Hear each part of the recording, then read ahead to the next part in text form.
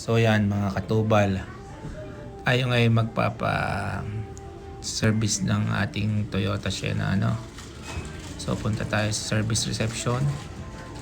Papasok pa lang tayo dyan. So ito yung pinaka service reception ng Toyota Cavender dito sa San Antonio, Texas. Bali nagpa-appointment ako ng 4:45 PM. So pumasok na tayo dito, yan.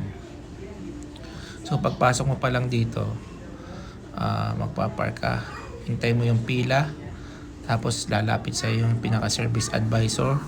I-scan niya yung BIN number mo.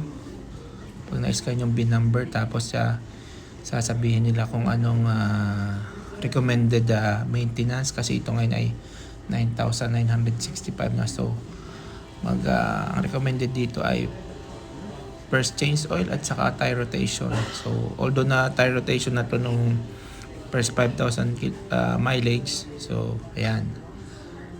So nandito na tayo. Sinasabi ko rito na magpapa-change oil tayo, tapos yung mga gagawin dito sa service center ng Toyota dealership. Yan. So ito yung kanila, yung pinaka-service reception Ayan. Makikita nyo sa screen. Sa screen yun yung pinaka kung inspection ng wheel alignment mo,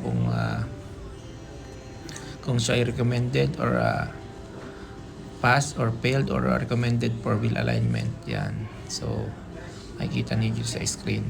So naka-indicate dyan yung model, year, saka kung anong resulta. So pagpasok pa lang nyo ng dealership, yung customer lounge na ito, yung sa kaliwa yung service advisor. Ito naman yung sa kaliwa din ay yung store.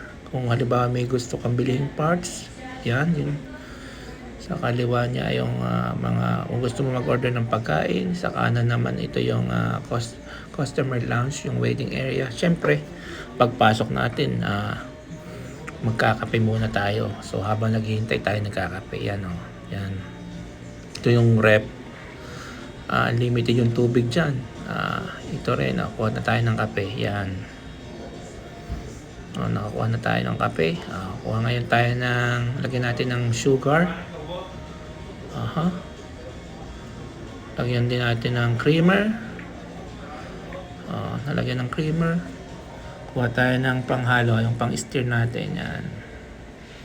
So, stir. Tapos kuha tayo ng dalawang sweetener.